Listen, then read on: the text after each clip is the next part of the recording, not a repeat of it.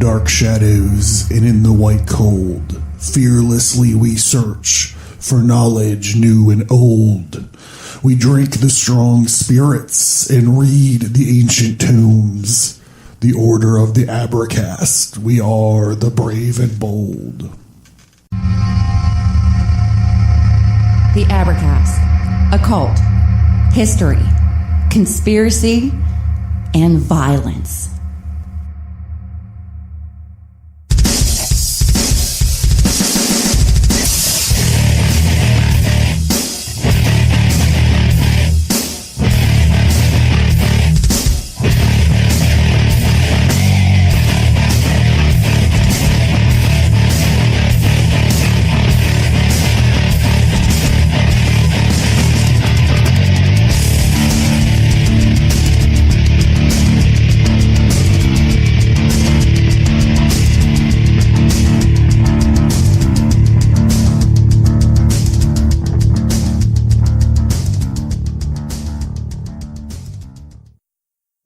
All right, welcome to the Abracast. I'm your host, John, and tonight we have a guest on the show, so I'm excited about that. If you've listened for a while or you go back and check out some of the episodes, specifically the Goetia, or maybe even some of the Mason episodes, definitely the Thelema episodes, the Gnosticism episodes, the Joe Campbell episodes, I've touched briefly on this idea of magic as psychology. And this is something that I've actually been thinking a lot about lately. Also, this other thing is we're confronted every day with the fact that, seemingly the current state of affairs in the American culture of the occult seem to be dominated by this wishy-washy new age status, leftist kumbaya kind of sensibility. We call it the coexist crowd here. But, to me, it seems, to be an anathema to the sort of what I am coming to understand as like a philosophy of radical responsibility and radical self-reliance. So tonight to explore these ideas, we have Anthony Tyler. He's on the line. Anthony is or was a contributor to The Last American Vagabond, and he's written this fascinating book called The Dive Manual, a prose for alchemy and analytic psychology. So, I've been really thinking about this stuff a lot. So it was kind of like a lightning bolt that you reached out to me about this. And I do find your book, fascinating. So welcome aboard, Anthony. Thank you for being with us. Yeah, man. Thanks for having me. I really appreciate the introduction. I'm happy that the book so far has sparked your interest, and I think that how did you phrase it? The radical sense of responsibility. I think that's a good way to put it. Let's see. There's a few different places we could start out from, but I think that in today's society, there's with dogmatism in general, especially what we've seen with the Judeo-Christian, just monolithic structures that are around today. Religion itself is obviously really, really frustrating for most people. It kind of just frustrates the sensibilities, the finer sensibilities of the human being, it seems, because it's kind of forcing you into this little, limiting box type mentality. But and then so as since people are tired of that, as an offshoot, they kind of start looking into more new age ideals. The whole follow your bliss mentality, and that's it's just really going in a totally inverted opposite direction, and it's really not helping the matter at all. It really just obfuscates things further. This whole idea that all religions are quote unquote one.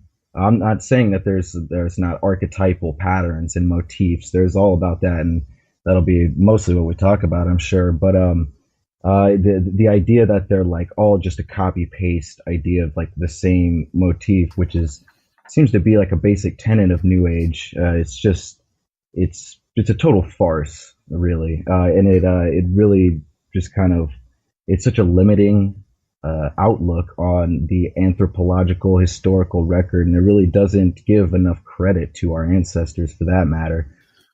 So I consider myself, as I know you do as well, just, and really any esotericist in general seems to be like diametrically opposed to New Age. So that's a good thing to get out in the open as we start, because as soon as people hear you start talking about whatever, anything, the Tree of Life is a good example, especially astrology. Any of these things, even though there's obviously, with any given body of information, there's exoteric and esoteric interpretations, and so when you start talking about this stuff, most people just kind of think, just lump you into that New Age box, that Deepak Chopra box, because that's what they see mostly today, unless they look further and do the investigation. And it's unfortunate that that's the thing that's like on just the forefront of everyone's mind, if they're not into traditionalized dogma. So that's kind of, in essence, one of the main push behind me writing this book, other than obvious personal motivations. It's definitely a catharsis. But I don't have any delusions of grandeur or anything like that. I'm just a regular dude, just on another traveler on the wayward path. But I'm little disappointed that there's not more of that classical esotericism is not properly represented, even really remotely, to these days. Go ahead. Oh, I was just going to jump in real quick before we got too far away from what you were saying about the follow your bliss and stuff. Like, that's the fucking frustrating thing about listening to, like, Joe Campbell, right? Because he's a big follow your bliss kind of guy. And you're like, all right, but I mean, fine, Uncle Joe, like, I really dig, like, his monomyth business and the Hero with 1,000 Faces and all that stuff. But yeah, he's also, on the other hand, he's also one of these guys that's like, oh, the three Abrahamic religions, they're all worshiping the same thing. They just can't get over that they have different names for it. And you're just like, wait, what? I'm not sure about that, Joe, Right. So, before we get into all this, looking at your work and reading through your bibliography, it's cool for me because we're reading and we're talking about the exact same stuff. I feel like your book and my show can almost be like companion pieces for each other, like Delima, Crowley, Tarot, Solomon, Genesis, Kabbalah, check. Like, we're both kind of out there talking about all of these things. Oh, yeah. So yeah, so I'm really excited. I'm really excited to sit down and talk with you. So Likewise. You mentioned catharsis about writing your book. So, looking at it, like, the first question I have is like, what the fuck happened to you? Like, it sounds like you had like some kind of some sort of existential crisis or something that started you on this path. I was wondering if you would talk about that for a minute. Yeah, I'd be happy to. So, the best way to start it is the concept of individuation in Jungian depth psychology, and this has a lot of people just think of Jung and they think of that New Age just umbrella idea, and it's really not that at all, man. It's as you well know, it's evolutionary psychology at its finest, taking into account the imagination and everything that, memetics and archetypes, the evolutionary pull that the imagination and dream states, trance states have. So individuation is this idea of a person. Long story short, it's the sacred alchemical marriage. The union of opposites, depolarization, the wedding of the great mother and father, and the birth of the hero of the journey, so to speak. So, and that usually happens, generally speaking, in midlife. That's where like the midlife crisis comes from. That's people in general. The first stage of your life is we kind of excuse me. You just kind of generally speaking, you're naturally imbued with this like heroic mentality. You're kind of taking on the world, unless you've been really beaten down, and sometimes that happens. But and then so when you get into the second stage of your life, you start to think about the grand scheme, where you fit in, and existentialism overall. That happens sooner or later sometimes, but it's pretty. I've never come across a case study or really any data other than my own personal experience where something like this has happened at an extremely young age, where I'd say it started around 17 or so. And there are definitely a few kickstarting factors. And I just had a rocky start. I was never abused or anything, but had some distant parents. I felt like I kind of slipped through the cracks of middle class America, and anxiety disorders, strong, just extremely self-destructive. I just off kilter. I wasn't like being crazy or fucked up to anybody. I just didn't have any core identity, sense of self. I was a total wreck before I had even learned to really be a human being. And so as a consequence of that, I was put on anti-anxiety medication, antipsychotic medication, and antidepressant medication all at the same time. And that was like 16. And I kind of held a grudge against my parents for a little bit for that. But, they were just trying to do what they thought was right. So just trying to help me out. But that cocktail of pharmaceuticals I took for like a couple of years, and during critical emotional developmental periods of your life. And that really, to really boil it down, I kind of, how would you say it, just kind of devolved or something into, descended into what the DSM, the psychological psychiatric manual would call depersonalization disorder. This is the human being has three natural responses to stress. It's fight, flight, or tune out, disassociate. That's just basic biology. And so depersonalization is a disassociation of that. I'm not like super big into psychiatry, just as a disclaimer, but I think it's good to, as we'll get into, diagnose things that are, things that are troubling you, so that you can guide yourself on the journey. It's just getting a wherewithal where you are in your life and in your mind. So anyway,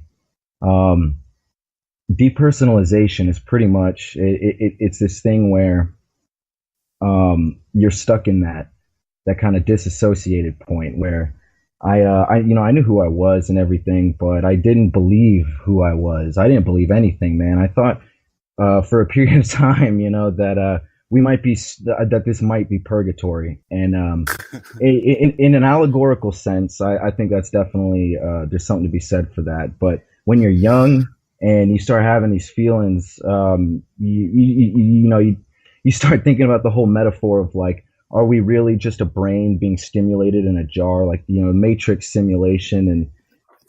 And since there is a reality to that allegory in a metaphorical way that is still somewhat tangible. When you're young, you don't know how to gauge that, and you just kind of, with all the things, the pharmaceuticals, I had detoxed from that at this point, and then that kind of not a good. The transition period was rough, man, because I was a junkie by the time I was like 18. By the time I started taking this pharmaceutical medication, there was physical dependency for sure. Yeah. So it was like, so I started having these crazy dreams, really, really esoteric dreams that we can get into, and that's part of the book itself. And it started to feel like these dreams were more real than reality in a sense, just because I felt like, I actually felt something from them, whereas everything else was just kind of this like glossy, like I felt like I was just looking at everything through some sort of echo chamber.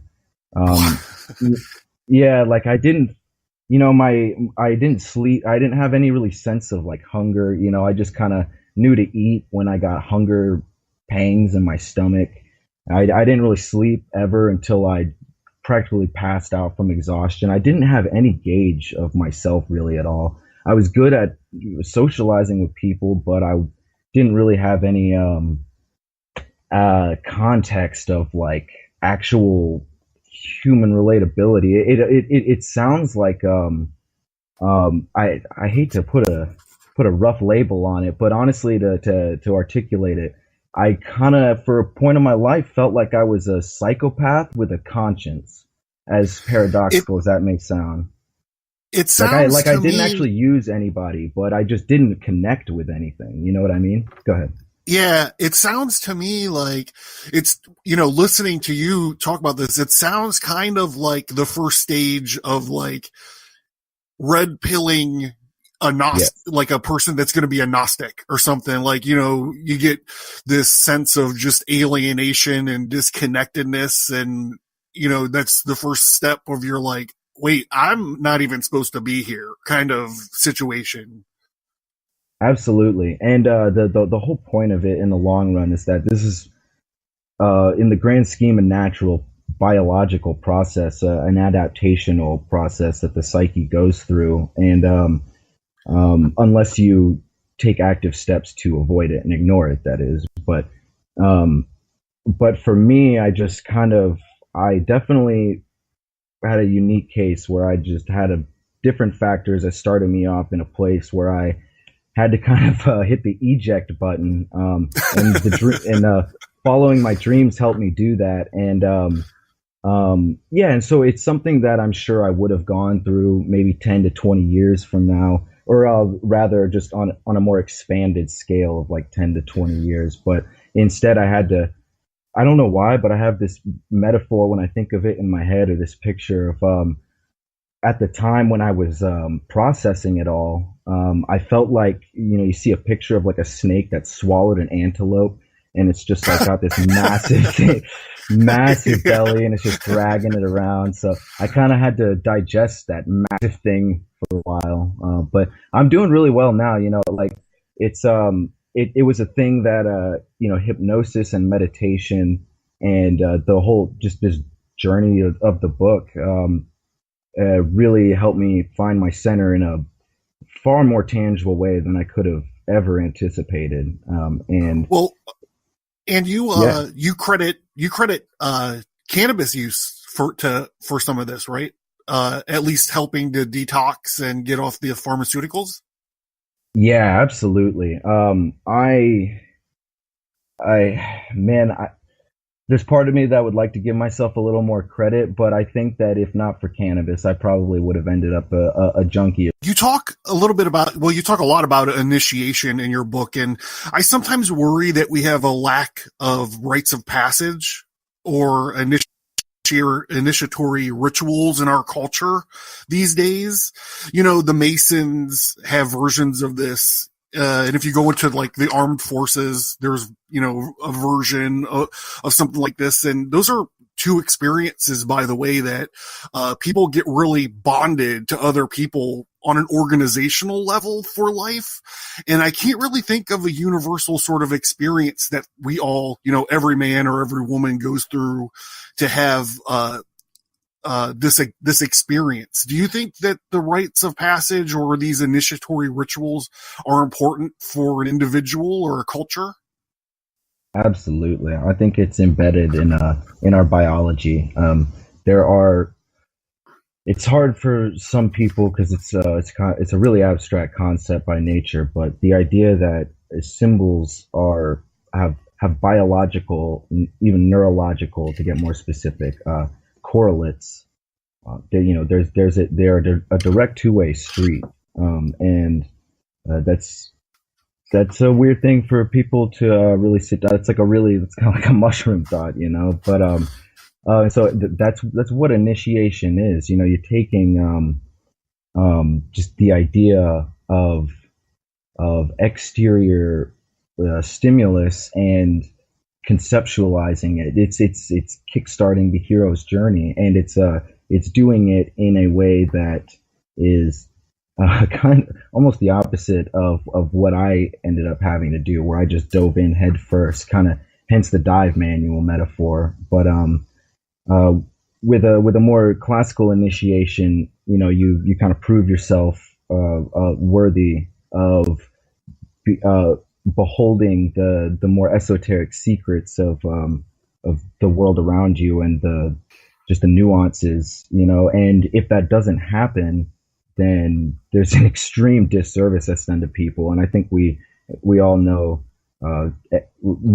people in our lives where we see that void that a lack of just even a self initiation creates, where you have shut-ins and you have people, the agoraphobia, drug addiction, just people who are extremely maladjusted in general because they never had that concept, just that motif kickstarted in their head of like, okay, I'm not just something that's growing anymore. I'm an actual part of this unit, and I need to get my shit together, Yeah. So, I guess I didn't realize I was going to be talking about Joe Campbell so much today, but, he talks about this rites of passage or initiation as, putting the things from your childhood away and kind of like dying and being reborn into adulthood where you're not reliant on other people anymore. Like you should be more self-reliant after you go through this sort of thing. And I mean, I look around and I get terrified sometimes because I just see like a whole generation of children, stuck in grown-ups' bodies, a little bit. Yeah. And I get real weird about it. And, do you have any thoughts like, about that, or how, maybe, like your early onset midlife crisis, it doesn't seem like it was kickstarted by a fear of mortality, which I think is the seat of most midlife crises. Do you have any thoughts about that? Good points there for sure. I'll unpack that a little bit. I think the idea of mortality in a physical and psychological or psychical sense, for that matter, they're both they're mutually exclusive.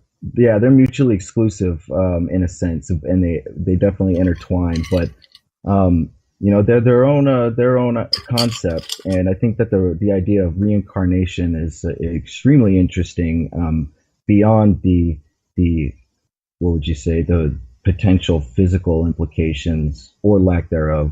But from a psychological standpoint, what you said about putting the old self to rest and the rebirth, I think that there's real relevance to that motif. The concept of the phoenix, rising from the ashes. That's I think.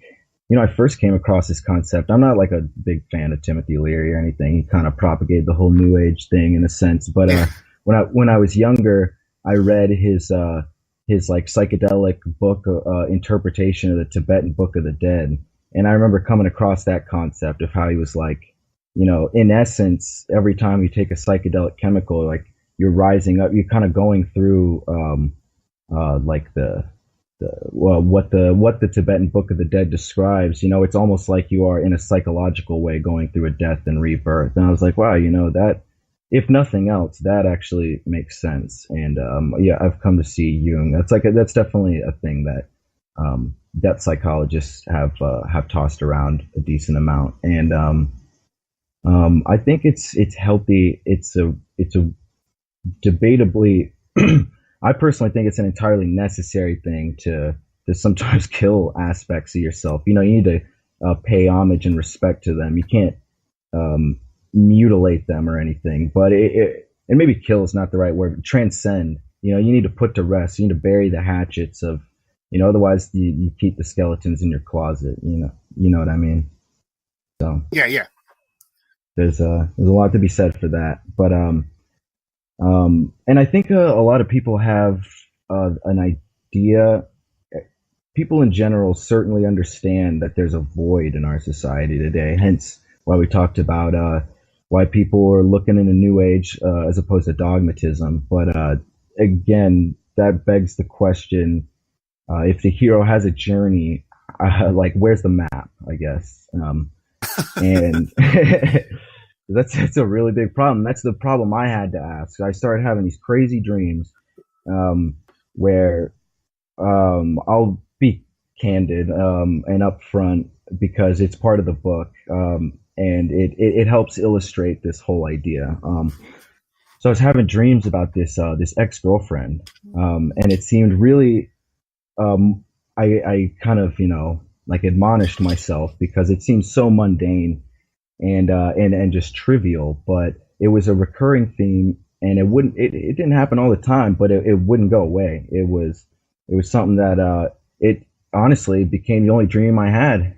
And like I said, it didn't happen all the time, but it was starting to really weigh on me, and because I couldn't understand it, and I had such an emotional pull to it, and I didn't have any, I certainly had feelings for the woman, but it was not a sense of pining or anything. I was just it had been a little while. I thought I was over that shit, and I really felt like there was like I just knew that there was a code. I knew that it was not what it seemed. I said, okay, my mundane not that the relationship was mundane, but the mundane personal details aside, what the fuck is going on here? Because this is, and what was happening in the dream is I was chasing her through willing. She was like looking over her shoulder, like like motioning me to keep going, like she was leading me to something, but she would never stop. And we'd go through I remember going through like a Shining Jack Nicholson style like hedge maze.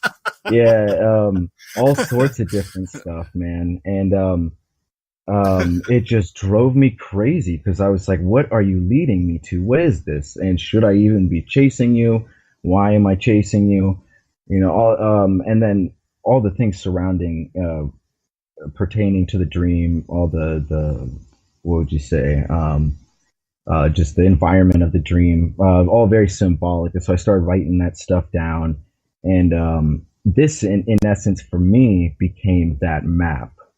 And so I said, okay, I got to figure out how I'm going to decipher this. And that's when I started looking even further into things like dream analysis. Going further down the rabbit hole, I started pulling out tarot decks and messing with the I Ching and what else.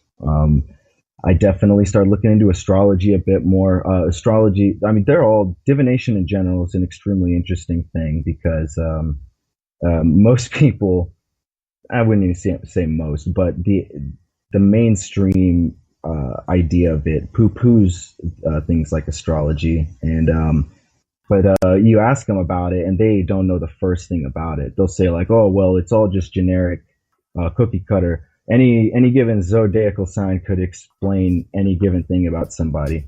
Like, I don't actually think you're familiar with ancient Kabbalah, sir. Like if you that may be true about the newspaper horoscope, but I don't know if you've ever read Masonic text or things of this nature about the precession of the equinoxes, but you're way off base. Yeah, I mean, there's just no question. You have no idea what you're talking about.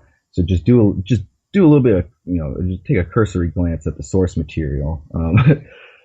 But so when I started doing that, that's what I found out, because when you start seeing that there's symbols associated with things like dreams or your art, people can pick apart their art in the same way if you're a painter or, anything for that matter, or even just the art you like.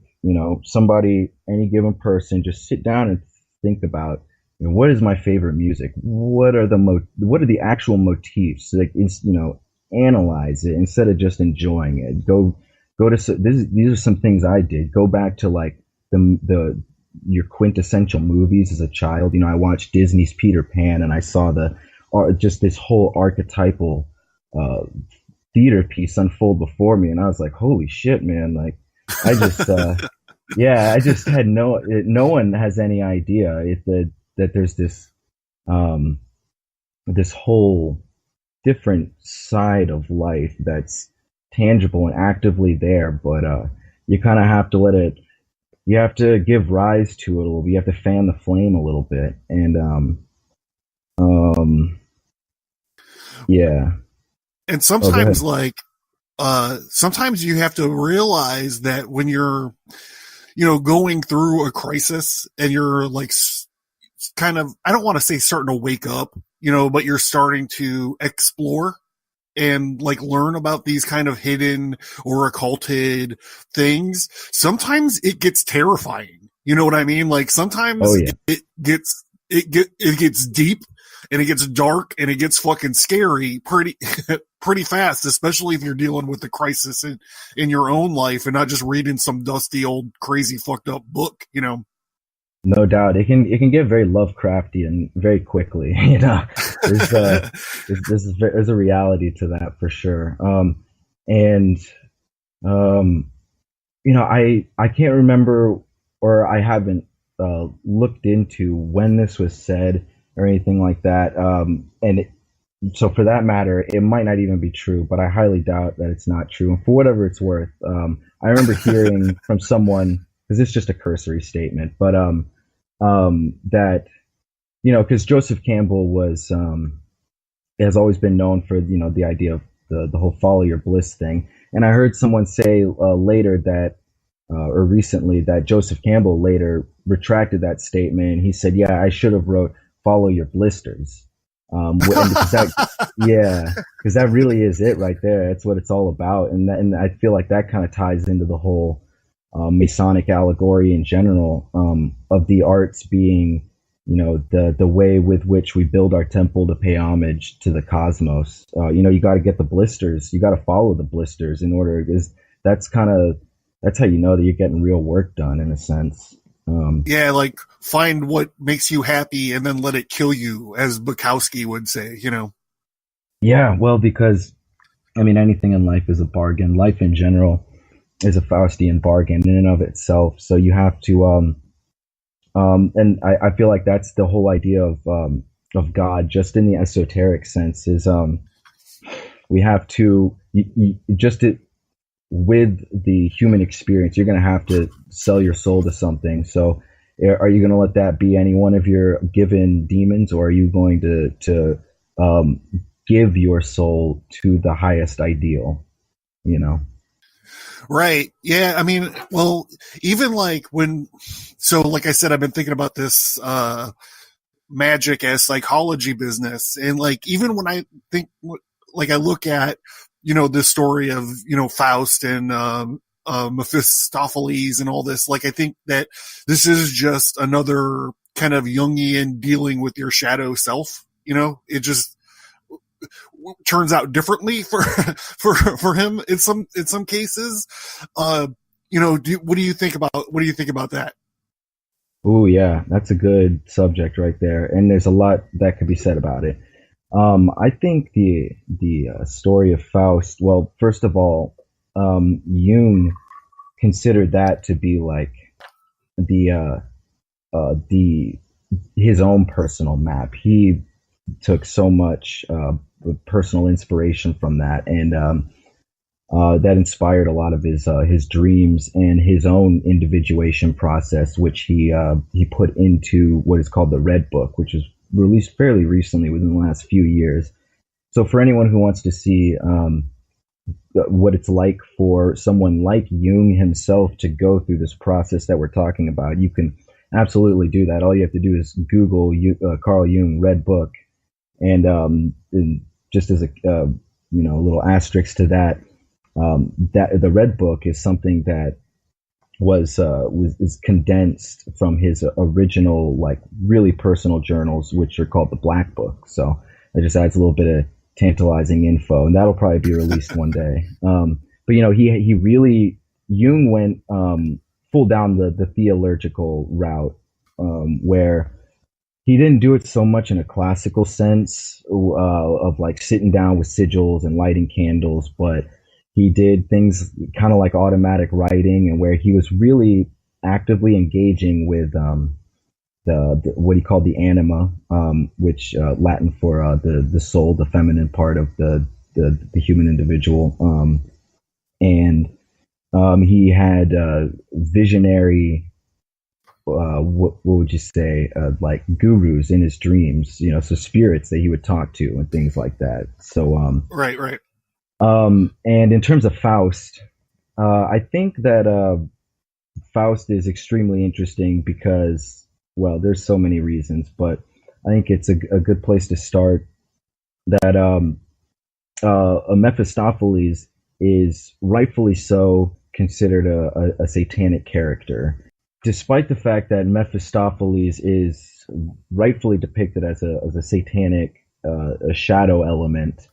He's basically everything about the human psyche that the individual does not recognize about itself, and the creeping things.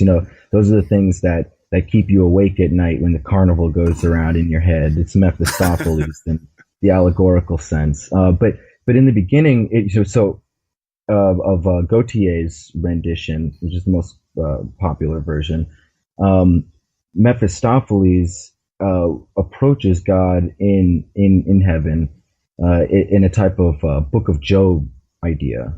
It's the same concept, except Mephistopheles is not Satan. He's an angel who's respected in the court of heaven, and this really ties into the difference between Lucifer and Satan, because while a lot of people mishmash them together, and in the classical Christian sense, there's an arc between the two characters. They are different archetypes, most certainly. The idea of and the best way to put that is Lucifer is the angel pre-fall, and then Satan is what happens after the fall. So there's a whole different just a whole different set of axioms with the archetype of Lucifer. So that's the implication here, and so it appears, it's certainly implied that when God allows Mephistopheles, he says, okay, let's test this human being to see if, when pushed to the limits, they will still come to recognize their highest ideal, essentially. And it's interesting because it's the inversion of the Book of Job. Granted, the Book of Job is a lot smaller than the story of Faust in terms of word count, whereas everything was taken from Job, and he was just left out to dry. Everything was given to Faust. He had just the world in the palm of his hands after he summoned Mephistopheles, and he became like the grand wizard. Or I think that's not the right way to put it. He became the ultimate wizard. Like the magician that any alchemist would have aspired to be throughout history, and it corrupted him to no end. And but in the end, see, even Faust was pushed to the limit, and this guy did horrible things throughout the play, and he tormented the love of his life and left her out to dry, and she ended up becoming a nun, and she gave herself to God. And so after, long story short, Mephistopheles kills the great mother and father archetypes, and Faust, he wanted Mephistopheles to get rid of him, but he didn't want him dead. And once he sees that, he just finally, everything clicks. He sees the loss of innocent souls, and he realizes what he's done to Gretchen throughout his whole life.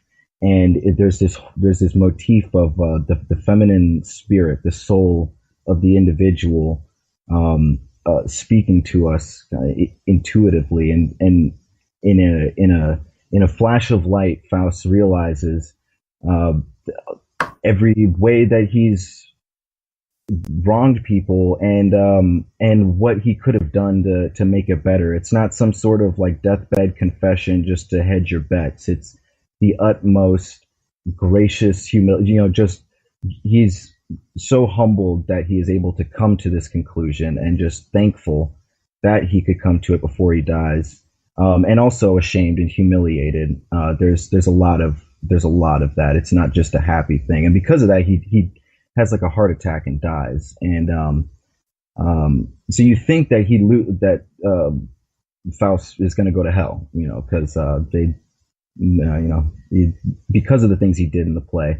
But as I recall, the angels come down and flirt with the devils that are coming to drag Faust down. And as they're flirting, they sneak him up to heaven. So yeah. So there's a especially when considering the juxtaposition of Job, I think there's such an eloquent way to consider what can happen on the hero's journey, because the whole idea of follow your blisters, you gotta really get dirty sometimes to make any progress, and that doesn't mean dirty like rip people off or be a shitty person, but you have to push yourself. And sometimes when we push ourselves, we overextend ourselves, and that gets to points where that's what happens when you look back and you're like, wow, I didn't realize it, but I was being a dick. Yeah. Well, you kind of have to get out of your comfort zone to grow as a person. And that, just to kind of touch base to what I was talking about before about like, millennials or whatever, like that's the danger with safe spaces. And that's the danger of block buttons on social media. Thomas Paine would say in the introduction to the Age of Reason, like, look, if you don't open yourself up to debates, you're going to be a slave to the bullshit you already believe in. You know what I mean? So you have to kind of get out of the box to grow to expand your box, Oh, absolutely. Yeah, I couldn't agree more. Very well said. And, building on that, I think, I've personally been considering, I always have considered, but especially lately, the idea of Cain and Abel from an esoteric sense, because Freemasonry, here, I'll say this real quick, just as an ancillary note for anyone interested. My great grandfather was a 32nd degree Freemason of the Scottish Rite. He didn't ever talk about it. I didn't know about it until he died. But I have his Masonic buckle, and I was already researching Freemasonry quite a bit. Mainly P. Hall is a really big inspiration of mine, and so when I found that, yeah, absolutely.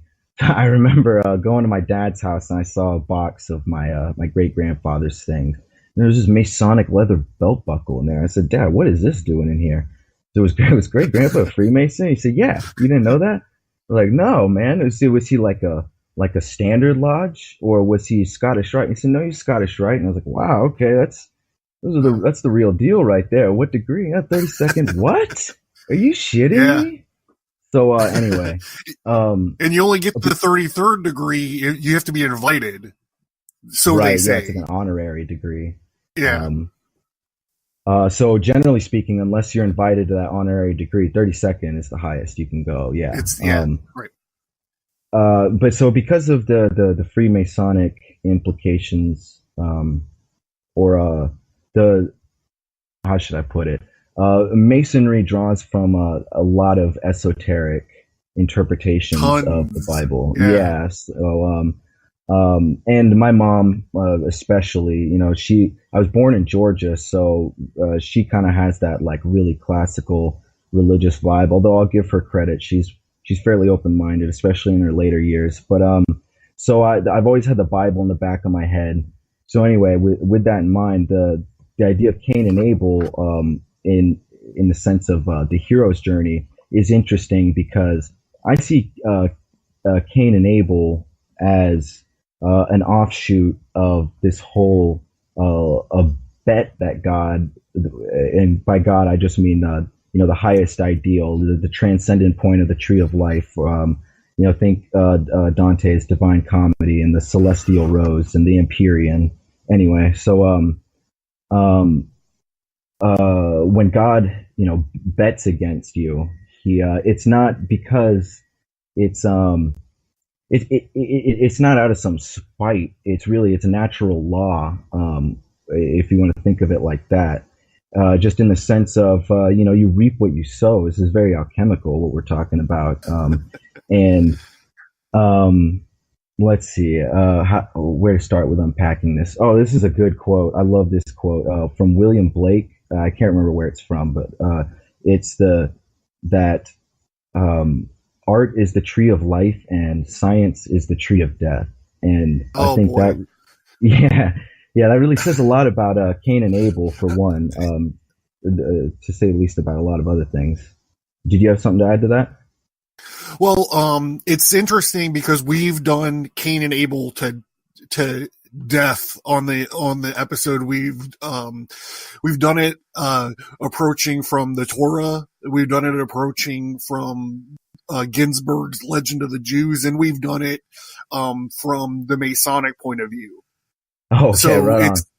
It's super interesting that you're bringing it up. And also, not to be a shameless self-plugger or whatever, but I also did a graphic novel called The Ages, where the procession of the ages is integral into the book. And it also starts with the story of Cain and Abel and Job. So like you're hitting all of my buttons right now. So I'm just going to let you go. Right on. Yeah. And as an aside, I haven't had the chance to read anything yet, but I was looking at some of your comic titles, and they look pretty sweet, man. I'm a big comic fan myself. I was raised on comics, so that's awesome. Cool. That'll be a whole thing that we'll be able to talk about as well. Yeah. I'll send you some. I'll send you some links, and I'll get you some free books. Oh, yeah, that'd be great, man. Yeah, I'm stoked on that. That's awesome. All right, so let's get back into Cain and Abel. Yeah, we'll do. Art is the tree of life and science is the tree of death. And we'll go into the trees of life and death after this. But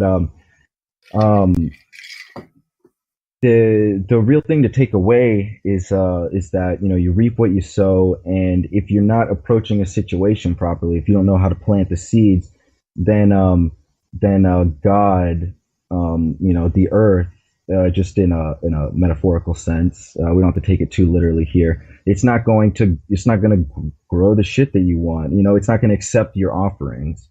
And it's not because it doesn't like you. Nature is indifferent. It's because you didn't do it right. And so that's kind of the idea that's being archetypally plugged here, is that nature, just the cosmos, wasn't trying to shit on Job or Cain or Faust. These were the naturalized circumstances, and you have to have the wherewithal to be able to interpret what's going on and take steps back and reassess. So Cain is a gardener and Abel's the shepherd, and God doesn't accept Cain's offerings, and it doesn't particularly say why, although there's a lot of esoteric discussion about that. But yeah, I got some fucking thoughts about it. Yeah, well, I would love to hear anything you have to say. Well, so the idea that I kind of settled on was the fact that it doesn't take much work to herd sheep like Abel. Like, he's not creating it with the work of his hands.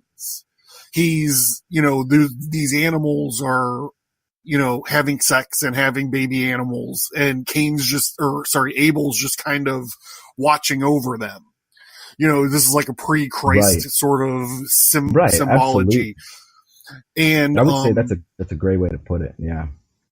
And, Cain is different because he's creating something. He's actually taking on like this role of God, kind of like he's not creating people, but he's creating something through his skill and the knowledge and the work of his hands, which ultimately is why God didn't accept his offering of the plants that he harvested. So God took it as a slight, like, look at this motherfucker thinking he could grow make some own shit of his own. You know what I mean?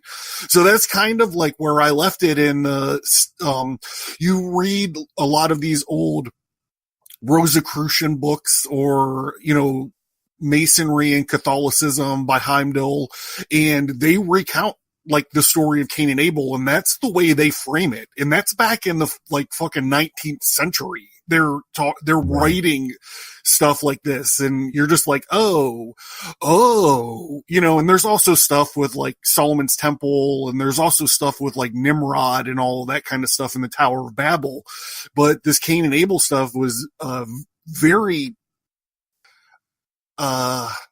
enlightening, I suppose, because I grew up in a Southern Baptist house, and I had never thought of it like that. So now hearing that, like, what are your thoughts on that? Like, does Cain represent the tree of death, or does Abel represent the tree of death?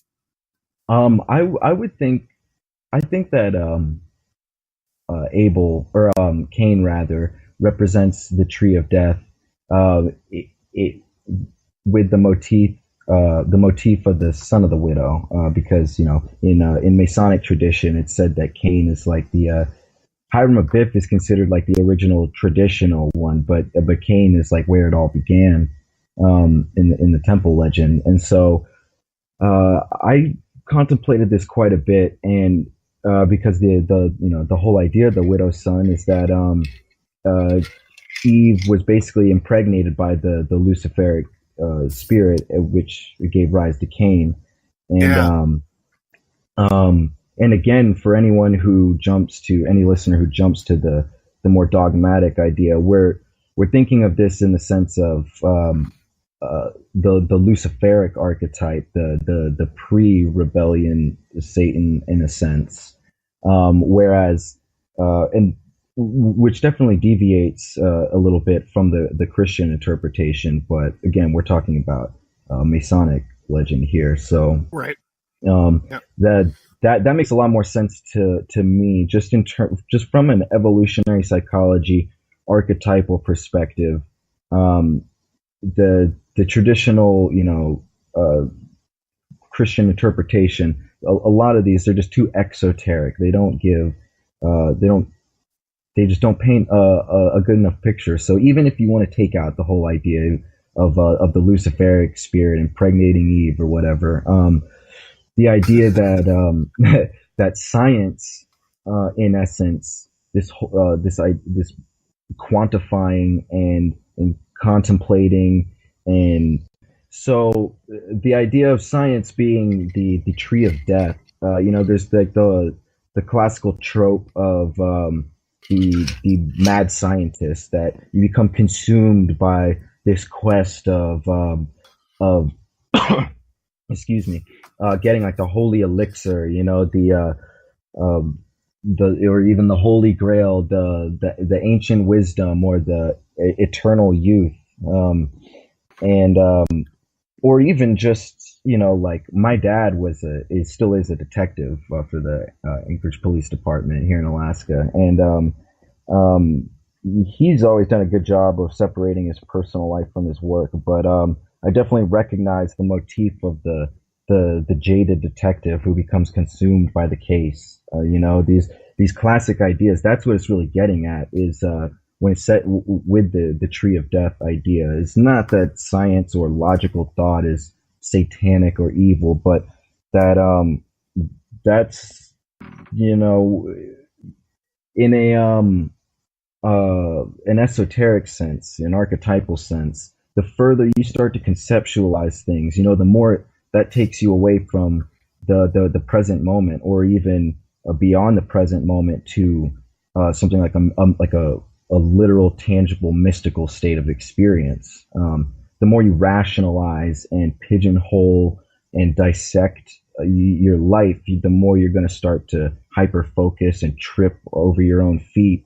And that's how people start developing neurotic complexes. And that's really what the tree of death is all about, as opposed to the tree of life being, the body of God, quote unquote, the anatomy of God. Right. And then you can all look at this interlaced with Dante's Divine Comedy, the the circles of heaven and hell and purgatory. Yeah, that's interesting. So I want to just focus on some parts of your book.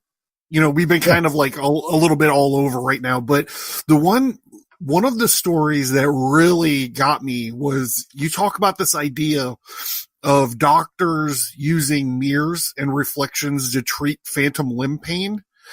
And I had never heard that before. And I was like, this is groundbreaking.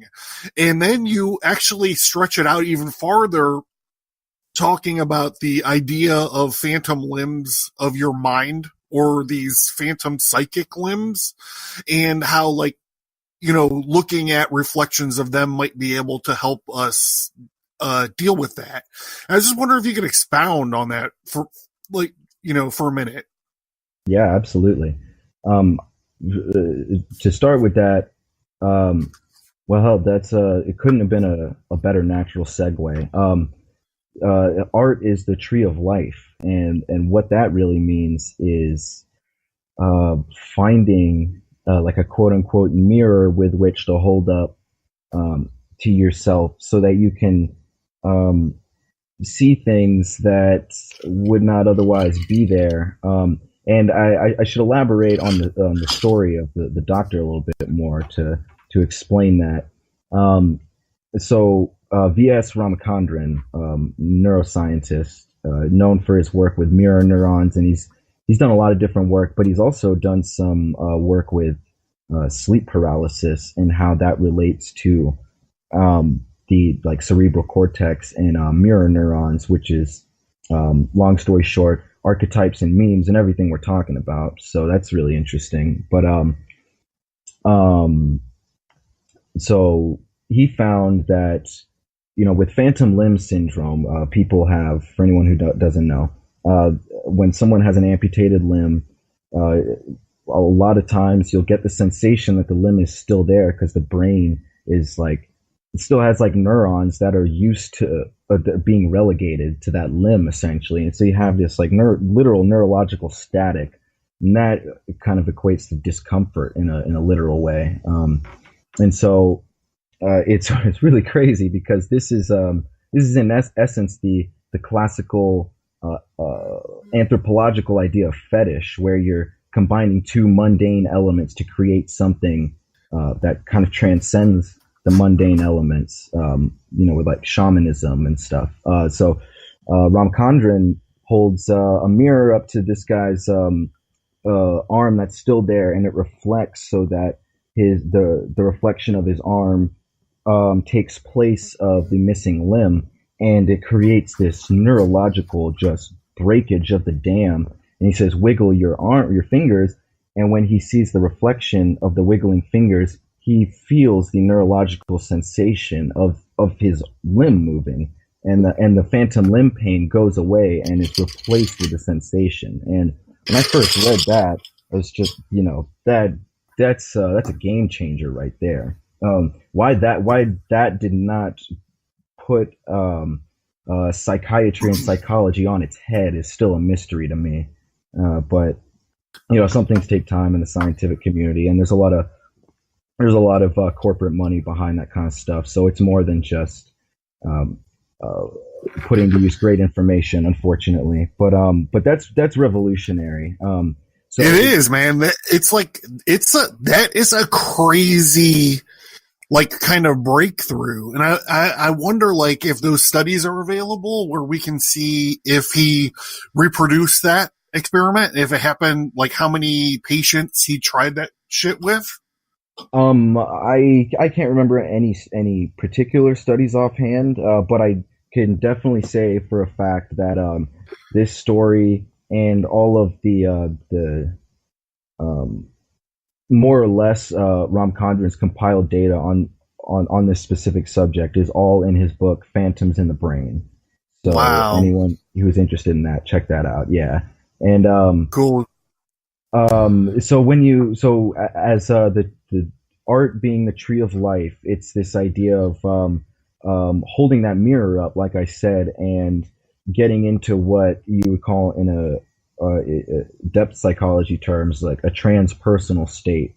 That transcendent point where you didn't annihilate the self, you didn't mutilate it, like what I would metaphorically describe as what happened to me, in a sense, where just cut off. Instead, you're just, in a Buddhist sense, where you just, the self is just this non-factor anymore, and that's what hypnosis and meditation and things like that do. And art, when you're sitting down to evoke these images, whether it be musical images through the notes or painting, that's certainly what writing does for me, and that's part of the reason why I call it a catharsis, because man, I could hardly describe the relief that type of neurological floodgate just just being released and washing over. It's a lot slower than a doctor holding a mirror up and you being able to wiggle the limb. But as I wrote this book over time, I could metaphorically feel my phantom limb fingers move, and it was really surreal. And I guess you could say that the dream itself was like the recurring dreams I had was like the body of the phantom limb, and the reason there's a lot to be said about it, but in a nutshell, how the ex-girlfriend ties into it. Her and I are like, we're tight, man. She's a great person, but it was the idea of that I had to, since I'd severed myself off from part of me, my persona, I had really separated myself from this like emotional side where I didn't give credence to anything about my personality or my emotions at all. And what I was chasing in my dreams was that, like this thing inside me, the part of me that was trapped away. And so yeah, man, it's a real thing.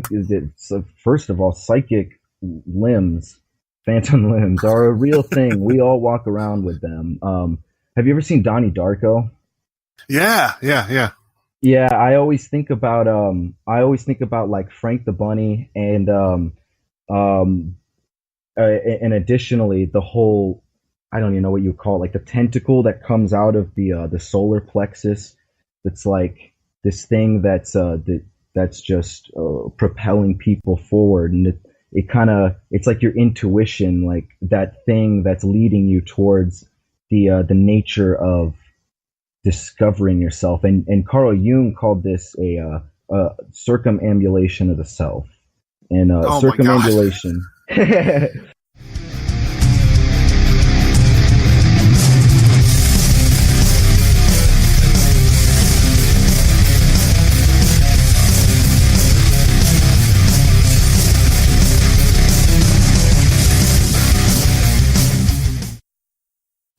Hey, last month I made an appearance on a couple different podcasts, so I want to give a shout out to them.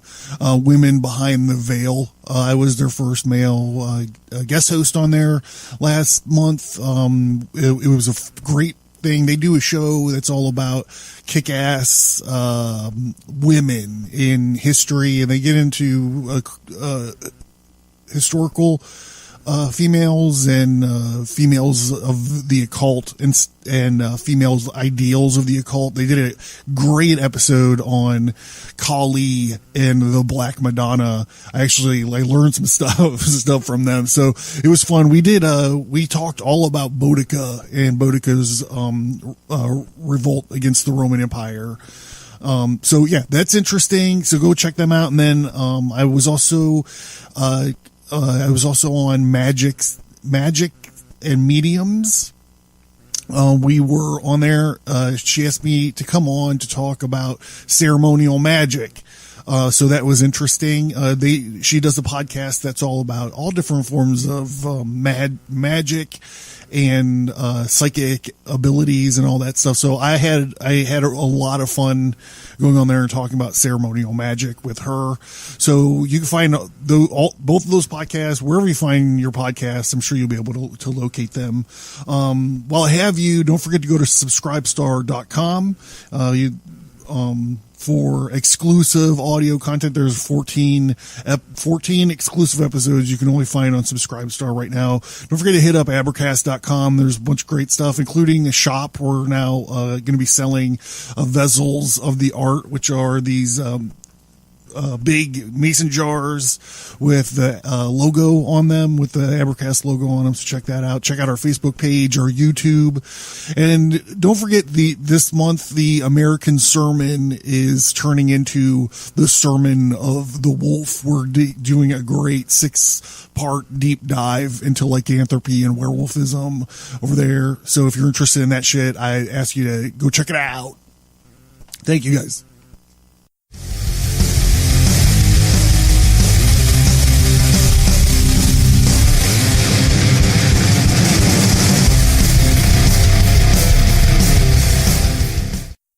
Go ahead. I'm sorry. Go ahead. No, go ahead. Okay. For those who don't know, circumambulation is the whole classical, just archetypal ritual of dancing in a circle around a sacred object, similar to how the planets revolve in an orbit in the solar system, or even how the electron and proton kind of rotate around the neutron. I'm sorry. What I was going to say was that circumambulation is what Masons do when, during their rituals, they travel the path of the sun through their ritual space, and they call that circumambulation. Good point. I did not have that in my readily available arsenal, so that is good to know. I like that. That's what I'm here so for. Much information here. That's the thing I love about all this, man.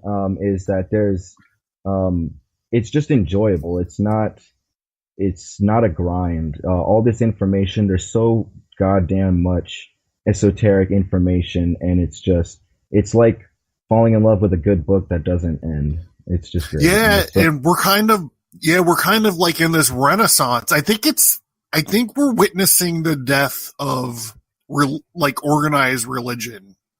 Yes. And I think that, well, even, here I go. I'm going back to Joe Campbell. Even back in the 90s, he was talking about the why myth was being, was witnessing a resurgence was because people wanted to talk about spirituality without having to talk about organized religion. And I think that's an interesting thing provocative thing to say, but I think that we're actually witnessing the fallout of this. And yes, absolutely. It's what Nietzsche called the death of God. Yeah. We've been doing a thing on Nietzsche on my YouTube channel. So I'm not a philosopher. I'm not very insightful. So, I've been, working my way through Thus Spoke Zarathustra. And, I'm still not so insightful, but I'm learning a lot of things about myself. So, that's interesting. But, so we were talking about mirrors and using mirrors to treat these psychic, amputated limbs and stuff. And, so in your book, you talk a lot about, well, not a lot, you talk a little bit about Solomonic or the Goetia, Solomonic magic or the Goetia. Yeah. And, we're talking about magic, specifically ceremonial magic as psychology. And, in Crowley's preface to, it was Crowley and MacGregor Mathers did this translation of the Lesser Key of Solomon, and Crowley flat out says the demons of the Goetia are an aspect of your mind. Right. And I do know that there is so in the Lesser Key, you have your little magic circle, and then to the east you have a triangle of like your little triangle where you're summoning your demons to and everything. And I know that there's a school of thought about putting a mirror in that triangle, and the summoning of these angels or these demons or entities or whatever turns into a parapsychological experiment, because you're looking in the mirror of this triangle when you're doing it. Do you have any thoughts on that? Now that's an interesting idea. I can candidly say that I definitely practice theurgical work, and but I've never worked with a mirror, and I've never thought about it like that, for that matter. But I definitely see what you're getting at, and I think that I could definitely see how there would be plenty of merit to that. Although I could also see it going wrong, like as a kind of tongue-in-cheek joke. The first thing you said, or the first thing I thought of when you said that, is like when you eat some psychedelics and they tell you to not look in the mirror. Yeah, right. But granted, that's all a frame of reference. It just depends on the mindset you're in. It's like it's kind of like a Bloody Mary kind of situation too, where you get yourself psyched up and you do the Bloody Mary in the mirror, Totally. I'll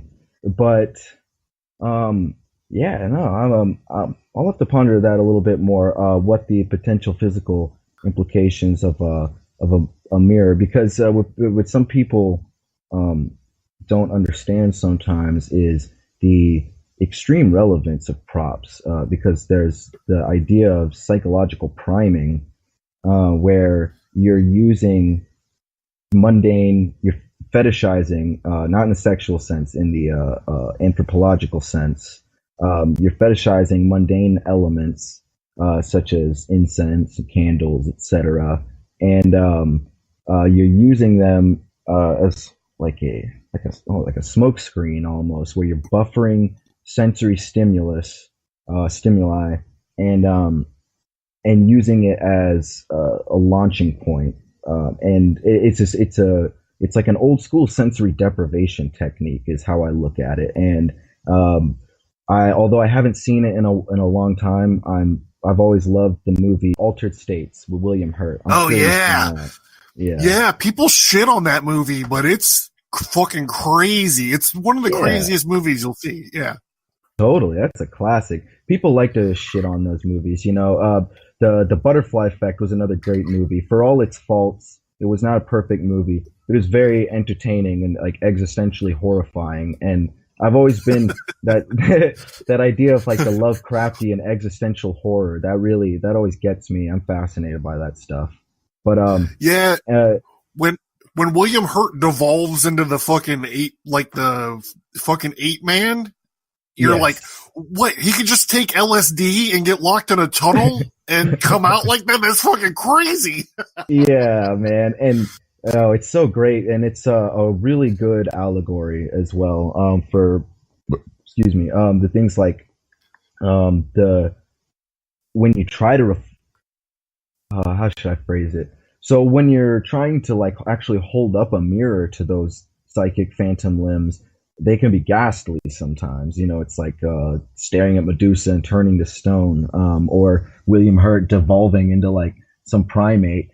And that's the idea we talked about: follow your blisters, circumambulate the self. You have to really kind of face your demons, which is where the mirror, the literal mirror, might prove to be beneficial if used properly. And it's not a celebration of the demons, because that is a slippery slope, but more of like a like just transcending them. You know what I mean? Yeah. Well, for me, I'm an amateur psychologist. It's also kind of like the Jungian or the Faustian thing, as we talked about earlier, as just another way to confront your shadow self. Undoubtedly, would you agree with that? 100%. And throughout his work, Jung, it's very, very heady. and it's hard to sift through sometimes. I love it, but some people definitely consider it dry. But throughout it all, he lays out kind of a roadmap and for what kind of happens on this circumambulation, i.e., the hero's journey. And it's you really so until you engage the dragon of your unconscious mind, the shadow itself, and you take up to it like a knight with a sword, it's always going to plague you.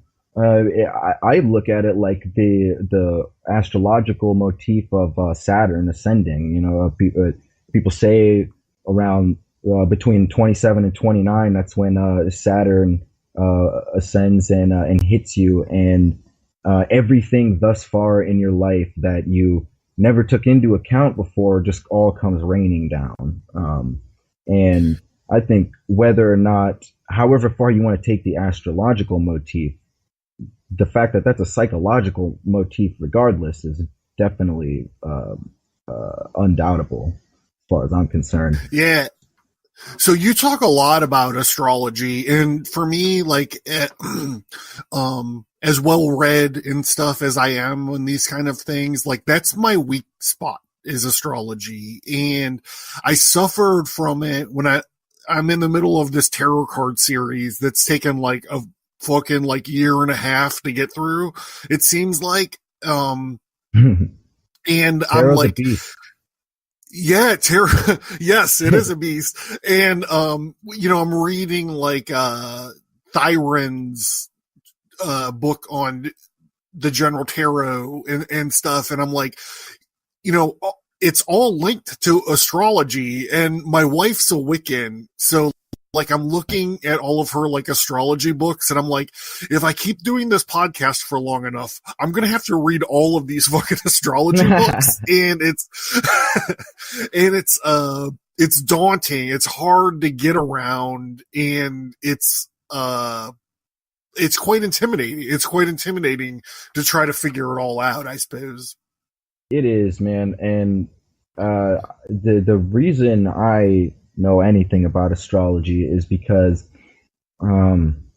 it's for me, it always seemed like the hardest to wrap my brain around. You know, even before I'd like really started unpacking all this esotericism, I could see, you know, just with modern science advancement, I could basically see how someone could, even if it was just placebo, and it's more than that, but how someone could get benefit out of tarot cards, you know, like a brainstorm exercise. But astrology is a totally different beast. And I thought that the more I researched that, you know, like, I don't know, I thought that might be like a red herring of some kind, like that I might be able to get to the heart of it, because so many quote unquote rational people just throw it out the window to begin with. And so I figured it wouldn't be too hard to, even with my open mind, dismiss it after looking into the research. And it's, as soon as I did so, I realized that, alluding to my previous statement, the difference between a damn newspaper horoscope and actual hermetic astrology, you know, there's such a night and day difference, and they're not even the same thing. Like, they're using the same vocabulary, and that's it, pretty much. Right. It's just a commercialization of it, right? So much. I mean, that's so, the way that yeah. I would think of it. Yeah. Even the New Age stuff. So people would think like, oh, okay, so you're saying buy a book about astrology? Not even necessarily. Like, think about the book you're gonna buy with any of this stuff. But astrology, like I said, is just a really good, probably one of the best examples, because there's so many tropes. It's not about there may be some sort of celestial energy that comes from each planet, in the Pythagorean harmony of the spheres sense, especially when you take into account electromagnetics and gravitational orbit. You know, maybe just in the sense of gravity, that could be enough to just explain this type of emanation. But all that aside, what we're really looking at, I consider it And this is how people, scholars have traditionally looked at it. People like Manly P. Hall. It's astrology is like a protractor. What you're really doing is using the other planets in the solar system to gauge your distance from the sun. You know, when it's kind of hard to just be in one position and then look at something on the horizon and be like, okay, I see how far away that is, you know, because then distance distorts. But then if you have a reference point, you can gauge it a lot better. And that's like what astronomy in general really is. And the difference between astronomy and astrology is philosophy. Astrology is astronomy with philosophy, and then astronomy is just this boiled down, clean cut, rational, scientific method with no human characteristics at all. But the real point is that the sun, you know, the life giver, is the thing that they were really trying to gauge. And as far as I'm concerned, especially when you look into things like seasonal affective disorder, which is a very real thing. Some It's a people real still thing. like, oh yeah, people like to poo-poo Yeah. that sometimes. But you know, especially here in Alaska, I have seen the burliest Grizzly Adam looking dudes just cave in and have to move. I can't take it anymore, man. I had no idea what just constant darkness could do to a person, Wow. and it affects everyone a little bit. I left the state for a little while, and now I like it. I have a job where there's a lot of lights involved. It's all legal, so I can happily say that I grow cannabis for a living at a dispensary Yeah. in Anchorage, Alaska. So with that in All mind, right. I'm around lights all day. It's awesome. I don't have to worry about that. But anyway, so the sun is really so the distance between, you know, this whole gravitational pull and all that really plays a factor in the what would you call it, electromagnetic the terminology is escaping me, but the electromagnetic environment of the Earth itself is determined by the preconditions of the solar system, and especially the sun. So and then with seasonal affective disorder and all these things, I mean, just look at all the things that people associate with different seasons of the year. You know, there's spring cleaning, there's winter hibernation, there's all astrology is really pointing out is that certain like parts of the time scale are going to create different states of consciousness, which is an entirely scientifically valid statement. I mean, there's no disputing that. Yeah. So, I mean, that like leads me to what, you know, so I used to be like, astrology is all bullshit, you know, like Chinese astrology doesn't match like American astrology and all this stuff. Like I used to really get into this, but then when you think about it, you're like, you know how all this, you know, I did like this mental experiment or something. And like, not that it's special. I'm sure everyone's thought about it, but they're like, well, how did this come about? Well, people sat down and they figured out this type of dude is a jerk. And this type of dude is like a leader. And this type of dude is like whatever. And then they're like, well, when were all these dudes born? And when were all these dudes born? And when were all these dudes born? And they innately like kind of found a correlation to that, you know? And Absolutely. you're like, well, I mean, well, how can you argue with that? And then it's just like, forget all your newspaper, you know, bullshit and stuff. Like, there's like something that's to be said, because no matter how much I could say like fuck all your horoscopes and all this other kind of stuff, when people meet like people that are like tuned in to it meet me, they're like, oh, you're an Aries. And I'm like, well, I was born on March 31st. So yeah, I'm technically an Aries. And they're like, you are so Aries. And you're just like, like when 6 chicks tell you that, you're like, well, what are they reading? Like, what the fuck is that all about? You know? Totally. So, you know, like, I don't know if you have a story like that or whatever, but like, it's totally been my experience where people, know me at a certain level, and some of them are like, oh, you're an Aries. And you're just like, well, shit, there's literally there has to be something about it. And then, like, don't even get me started on Mercury retrogrades and all these kind of things. I feel like I'm a slightly rational person, but I'm like, I won't talk to my wife more than I have to when Mercury's in retrograde because I'm terrified of like what's going to happen. Yeah, there's certainly something to be said, especially for the technicality of astrology, because it's a lot more in depth than just a basic newspaper horoscope. And I definitely, before I go ahead, just for fun, I'll say I am definitely classic Pisces through and through. I get it all the time, even when people guess it half the time, I swear. And yeah, I don't know if you've ever done this. This isn't something I can say is scholarly at all. This is just a fun thing that I did throughout my life, throughout the last few years. But you go back and look at like your core artistic influences, your favorite musicians and writers and throughout the years. And I swear to God, man, I don't know about other people, but I had a way, way more Pisces than I would have ever expected. And so it's weird to think about it like that. But there's definitely something to be said. Sure, there's a superstitious angle to it, just a folklorish, no doubt. But if you think of it in the sense of like somewhat crude philosophical statistical analysis, there's definitely relevance to it. And furthermore, what we're really looking at is what people are trying to get out of astrology, which is the point you made very well.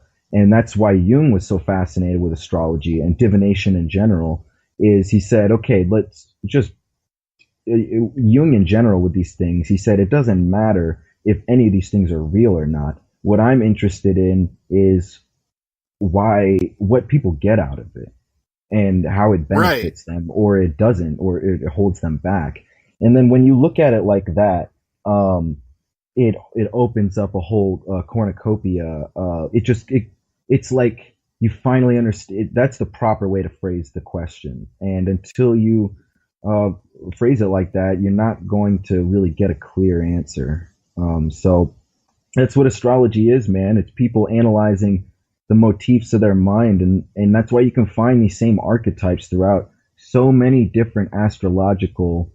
It's like any given culture that lasted long enough to do anything in history developed a form of astrology, and that in and of itself is enough relevance, as far as I'm concerned, on a scientific level to suggest some sort of merit, because it's like what is driving people throughout history across the board to analyze the stars in a way that it has relevance to the self, and it drives back home to the circumambulation of the self, the idea that we're orbiting around these forces in our life, and we have like a core axiom, a core identity, but there are a lot of pervasive influences that we can't necessarily control. We can just learn to kind of work with it, like how the Tao view, or how the Taoists view the Tao. You know, this way of existence and this flow of life. And we all have to, learn to work with the orbit. We're all rotating in our own like individual solar system in our psyche, and that's what the natal chart is. When an astrologer breaks down the natal chart and says, okay, you're born on this day at this time, so this is what all your influencing factors and signs are. It's literally broken down like a mini solar system in a symbolic way, and I really like that allegory for sure. Yeah, I would actually. When you were saying it, I was thinking about a washer machine. It's fucking violent, and it's like it's crazy, and it's cleansing to some point of view, but you're just still going around and around in circles, and the things are predictable. Hell yeah! So, and we can tie it all back to our conversation, or our piece of the conversation about quote unquote God testing humans in what seems to be like betting against them. It's really and especially when you take into account that astrology is predicated on the Kabbalah, the Tree of Life, which is considered the anatomy of God. You see that really opens up a whole network of ideas where it's more the idea. It's the idea that we, like I said, we all have factors incorporated into our psyche through biology and just adaptation in general that are unavoidable. And then you start to get into the difference between instinct and intuition, and the feminine and masculine parts of the psyche and stuff like that. But no, it's anyone in life just has to, you can't fight these things. You have to come to terms, and thinking about thinking about these things as like a confrontation is a natural way to go about it, and it can be a really good way to get the door open on like an analysis of the self, but it's ultimately not the right way to look at it. I always looked at my life, it felt like a fight in a phone booth, the classic boxing metaphor of like when you and the opponent are so damn tired, and you're just like, maybe you're up against the ropes, maybe you're in the middle of the ring, man, you're just like, the only thing you can do is just kind of like lean up against each other and slug it out until someone finally collapses. And I think that describes each person's individual experience, at least at some times in their life. And man, you can't do it like that. You got to learn to bury the hatchet on the things that aren't good about yourself, and don't celebrate like and dwell on the phantom limbs, the shit that you lost. You got to look towards the future and the ideals, what to transcend towards. Yeah. So, well, I know we went long, but do you have a few more minutes? Because I still have a few points. Okay, cool. Yeah, I just didn't want to like rush you along if you have stuff to do or whatever, but no worries. So I'm going to back up a little bit and talk about this ceremonial magic bit. And what I was wondering is, I look at ceremonial magic as a form of creative play. And you kind of mentioned this when you were like, it's about the props, like it's about the incense that you burn. And I don't know if you mentioned this, but like the robes and all the different items and stuff that you have. For sure. Is this, to me, I link this with my concern about, rites of passage or initiation rituals and stuff. And this is, I believe it's something that we're missing in our daily lives, like this creative play. I'm not saying that, ritual magic isn't serious. That's not what I'm saying at all. But what I'm saying is that it's serious play. It engages you on some sort of, it engages your imagination on some level that you don't get to engage on very often. Turn the lights down, put a fucking robe on, burn some candles, and you're moving on a different level than you are when you're going to your cubicle during the day. Oh yeah, 100%. Do you have any thoughts on, like, do you want to expound on that a little bit, or? Yeah, absolutely. I'll start out. I'll tell people a little bit about my operating procedure, I guess. I think that whatever props you feel, what any given person feels is relevant to what type of results you're looking for. That dictates the types of props you should use to a certain extent. But I keep it pretty minimalist. I wouldn't necessarily consider myself a quote unquote chaos magician, but I'm definitely a fan of chaos theory and how it applies to everything that we're talking about. Most people don't know, as a side note, that thermodynamics literally created psychology as we know it today. Freud started calling what he was doing psychodynamics. It was a play on thermodynamics, and that's how they developed the unconscious mind as a theory, like a working, tangible theory. So chaos theory is really, really important to everything we're talking about, regardless of Peter Carroll and quote unquote chaos magic. Although I don't have any problems with Peter Carroll, and a lot of his stuff is pretty interesting. Like I've never really read anything where I'm like, oh, this guy's an idiot, you know. But some people do. Some people really don't like Peter Carroll because the one of the implications with chaos magic is that the props aren't necessary, or they are insofar as you need them. Whereas a classical magician is going to argue that those props are entirely quintessential. But I don't really think that's the case. I think that they're like training wheels, and it's not wrong for anyone to always use those training wheels. There's no like, you're not like trying to one up yourself and get to the point where like, all right, I don't need any of these things. Like if you get to that point, that's cool. But humans in general, like, just have a history of using these fetishizing in the classical sense, these props, and psychologically priming themselves. So like I said, so you can essentially reach a point of sensory deprivation that pulls you inward.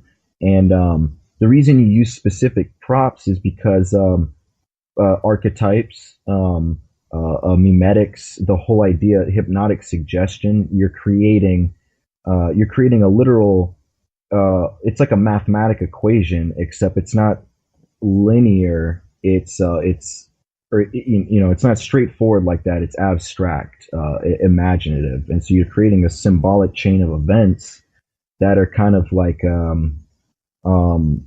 you're incepting yourself, like the movie. Inception is a great, uses a lot of really cool archetypal motifs. It's a dope movie. Yeah. But I agree. It's a good movie. But yeah, so I sit down. I don't really use a robe. I don't have anything against that. I never picked one up or anything. I dress very plainly, like some shorts and a plain t-shirt. I light the candles and the incense.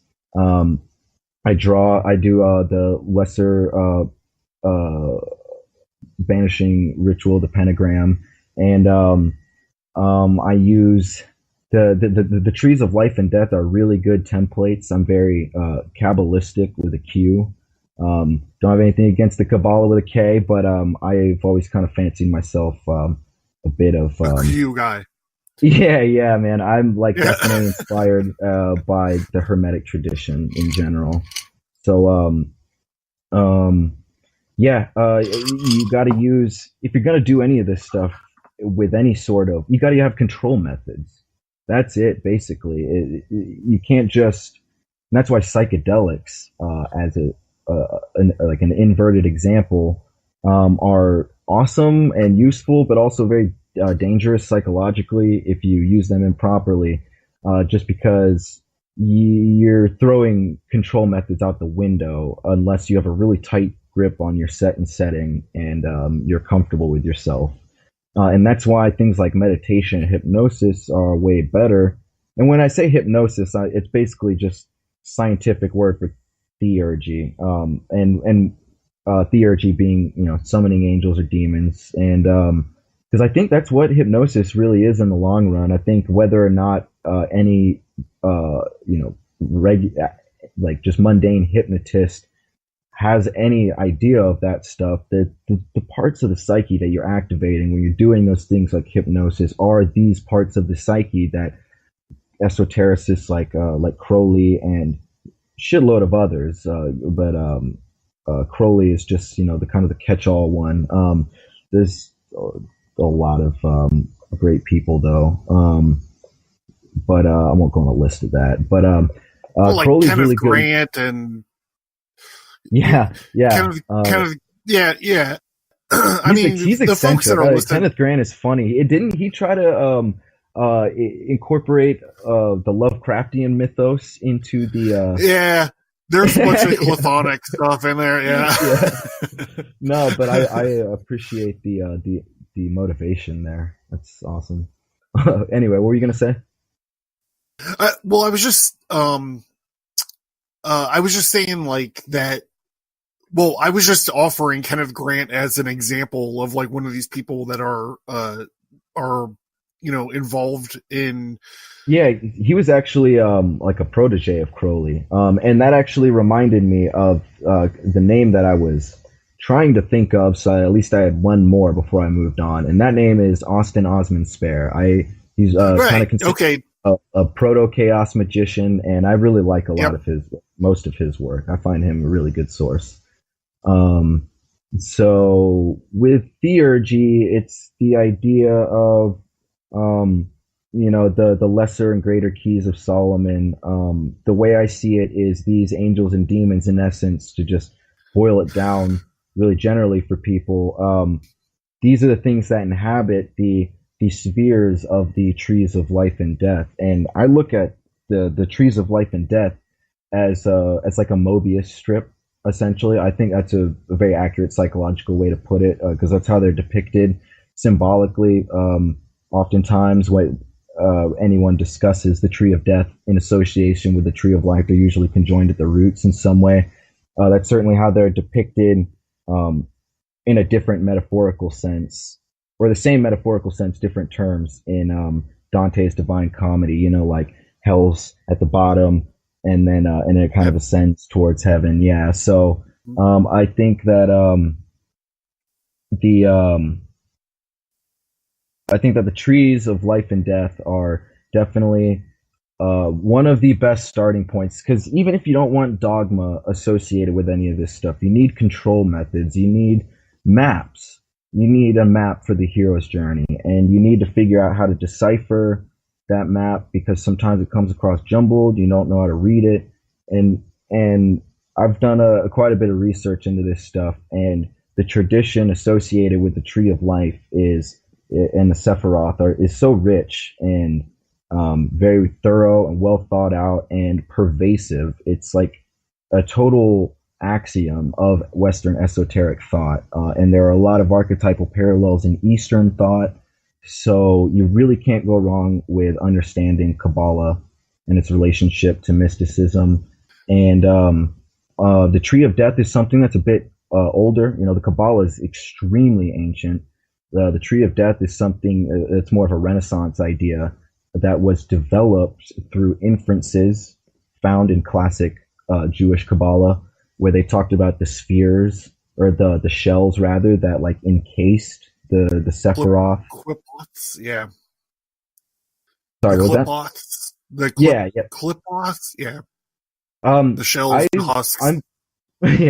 I'm pretty sure there's probably a million different ways to interpret that, or to say it rather. I've always said Clifoth. I don't know. I never heard anyone else actually say it enunciate it until you, though. It's fun. It's not like I have many passerby conversations about the tree of death with people. Yeah. But well, I feel like I don't know. I'm just speaking from my side of the conversation, but I feel like I've met like a brother. Like I feel like we could just keep going on and on and on. Hell yeah, man. Likewise. Yeah. So, do you have anything you want to wrap up? I have like one last thing, and then we're gonna be finished. So I want to let you end this thought. Okay. Let's see. If you have anything. Yeah. In terms of theurgy and ceremonial magic, I would say, just to put a cap on it all, to pack it back in. I think that, so first off, the tree of death is essentially a representation of the inner feminine, and the tree of life is a representation of the inner masculine. Ladies, settle down. This is not some patriarchal deal here. We're not saying that. Granted, I think it is not debatable that there was some patriarchal thought involved with the interpretations of the sentiment, but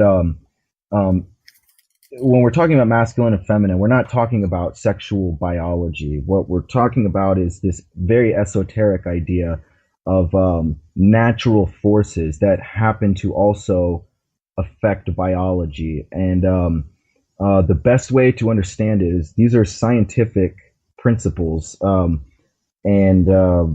it's the masculine and feminine principles at their core are what describe what's going on with the atom. You know, we have the negative, the force, the active force, and or the positive force and the neutral force.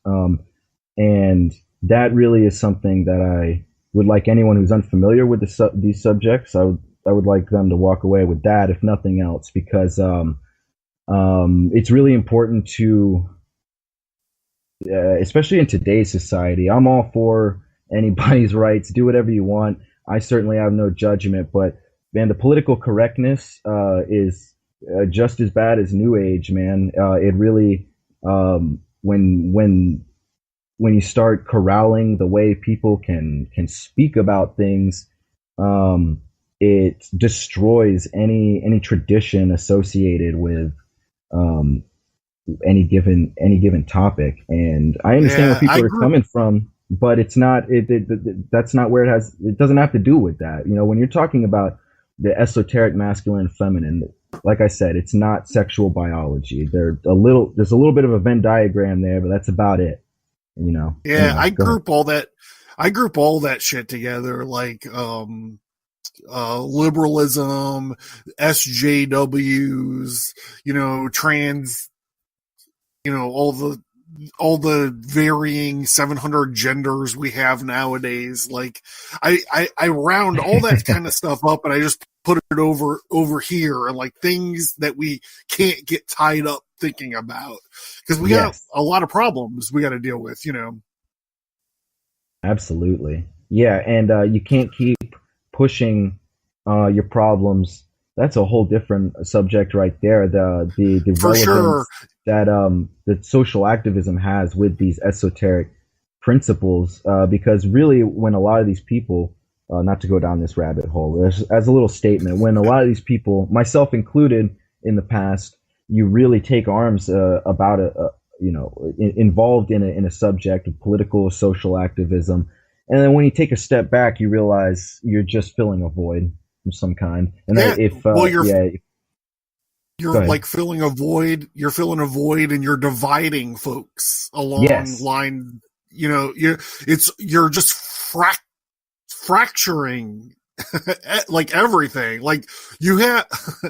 I don't know. I don't want to get too far into this. Like I'm sure you don't want to get too far into it, but like you're just really just fracturing, you know, what little culture we have left. Totally. In summary, if possible, how would you say that this work or this occult study or this magic business or whatever has helped affect your life? Wow. In every way, really. It's, if anyone decides to really go down a path, of the quote unquote hero's journey, in serious earnest, and not just following your bliss, but following your bliss and blisters, I guess. And it's so damn humbling. Beyond words. But the real beauty of it is, if you do it properly, along with all the humility, and there's also such a sense of grace. And I'm not trying to get like too preachy or anything, but when you finally understand that, you know, I guess the best way to put it, man, is so considering existentialism, with science, people are aware of how seemingly meaningless our lives are in comparison to, you know, the grand scale of the cosmos. But when you, and that can be terrifying, but only if you decide to let it terrify you. You know, it's actually a very freeing idea to think about.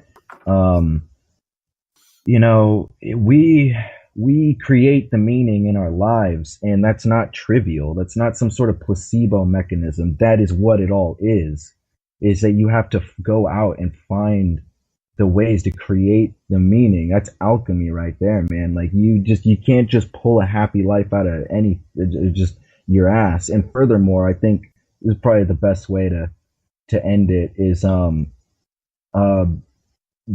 life isn't about being happy. That's a great thing that will happen from time to time.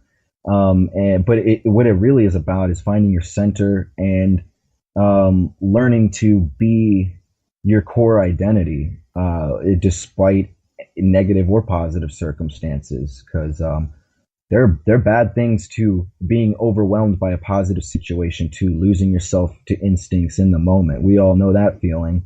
So it's really about centering ourselves, and that's what this is all about. That's why you find the psychic phantom limbs. That's why you pick up a tarot deck. Fuck everybody else if they, they're asking you why you're into some hippie bullshit. What we're really doing is serious work here. We're building the temple, and I suggest to anyone in earnest, if you're really trying to flesh this out, you're really trying to flesh out your own inner psyche, you gotta go. You gotta put boots on the ground. As soon as you commit to the journey, you're gonna start to see real results. It's just a natural byproduct of the process and the human experience overall. So you really don't need to take anyone's word for it. Just go out there and do it. Yeah. So, I mean, you're a relatively young man. And it seems like you have your now. Sorry, what was that? You broke up a couple words there. I just said that you're a relatively young man, and it seems like you have your shit together now. Like, I can't imagine being your age and having this level of knowledge and your competency in writing, reading your book. So, you're yeah, no, for real. So, where can folks go to be exposed to more of your work or your social media links and all this kind of stuff? Okay. Yeah. So I suggest and invite people to go check out my work on thelastamericanvagabond.com. I don't have a whole lot I don't contribute it to it really anymore, aside from me posting these beta release chapters of my novel. But I highly recommend The Vagabond in general. Ryan Christian, the editor, is a great guy. He's a real good friend of mine, practically a brother. And he's a really good, genuine researcher who cares. He came into the game before the indie media hype where everyone and their dog had a blog about activism. This guy's old school. He's a good dude. So go check out the Vagabond. Check out my beta release chapters. I have 10 chapters and a prologue out right now, and then there's one more chapter that I'll be releasing. And then on top of that, very soon, without question, I don't have a release date yet, but it's without question that there will definitely be a print edition of some kind.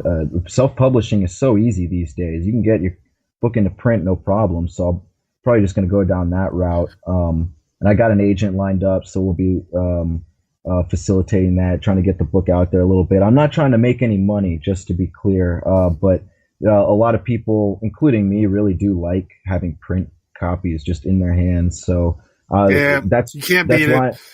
Amen, man. So that's why I'm doing a beta release online. Is always awesome to have feedback from people, which has been priceless to me. I really appreciate anyone's feedback. Yeah, it's also just because I want to be clear that if anyone's trying to actually get the information, it's free online. But the book is going to be a bit more polished up. I'm also going to add a little bit more to it. It's not going to be a different book by any stretch of the imagination, but it's going to be absolutely worth the money. You're going to get a whole hell of a lot more nuggets of info, just things that I'll be expounding upon here and there. So Dive Manual, I would love to come back on the show in the future, and I'm sure if and when that's the case, I'll go ahead and give the word, with links and stuff when people can be buying it. But other than that, if anyone has any questions, I'm in the process of building a website and stuff like that. It's really after I'm done with this book and I get it into print, things will come from there. But just honestly, hit me up on Facebook if you really want to. Anthony Tyler. I live in Eagle River, Alaska, or Anthony.Tyler at protonmail.com, PROTON. There's not a whole lot of people who are willing to talk about this stuff. There's more and more people, especially if you find the right forums. But I remember being that dude who just was like, where the hell do I start with any of this? Who's a knowledgeable person to talk to, and who's a total like nut job, just batshit crazy?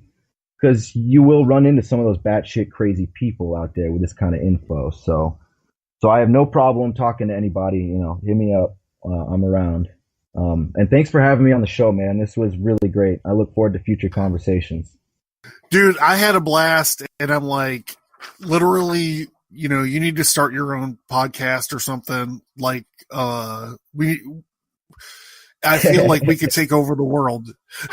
Oh yeah, so, man. One podcast at a time. I'm in. Before I go, I would just, if I could read something from your introduction that I thought was awesome, and it kind of encapsulates the attitude that I have. So, in your say, this novel is not new age. It is not a self-help as the term is known to be. You will not find a way for the peaceful warrior in here, or a path to ascension. This is not to help your average suburban dilettante to reach enlightenment.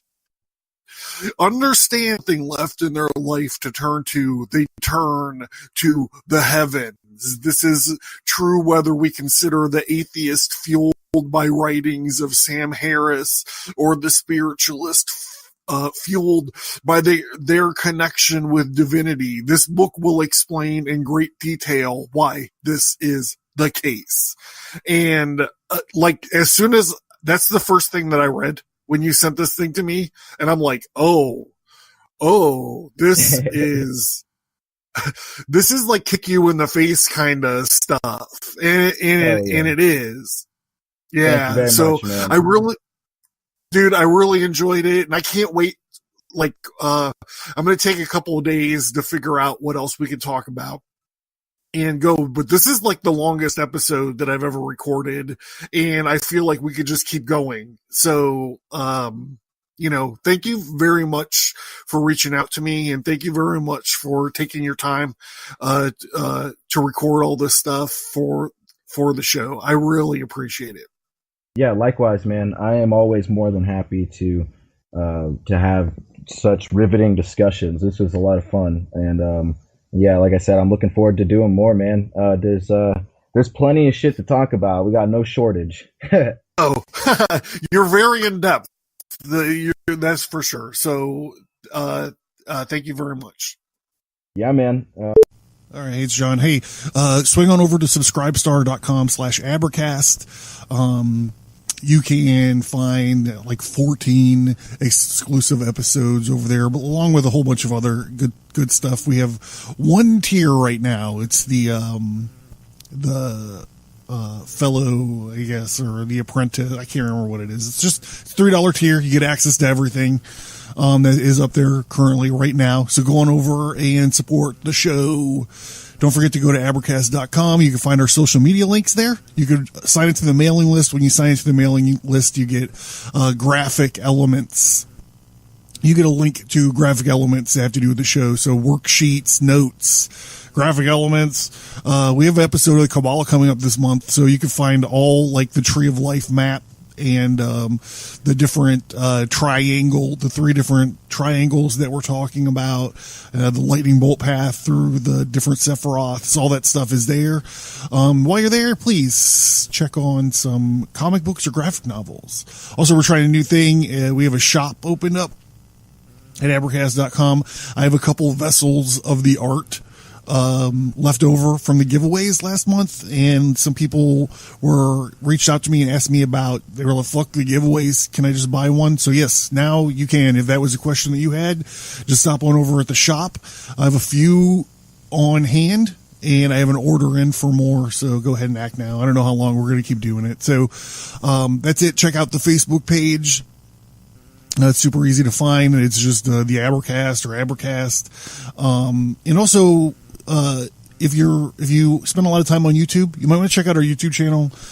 That, and just a quick reminder, the American Sermon, which is a spin-off podcast, is becoming the Sermon of the Wolf. We're doing a 6-part deep dive into werewolfism. So if you weren't interested in American bullshit, but you might be interested in werewolf bullshit, just go ahead and find it. Most places that good podcasts can be found. We're still working on Spotify and those sorts of places, but it's on iTunes and Stitcher and all the different apps and all that stuff. So thanks.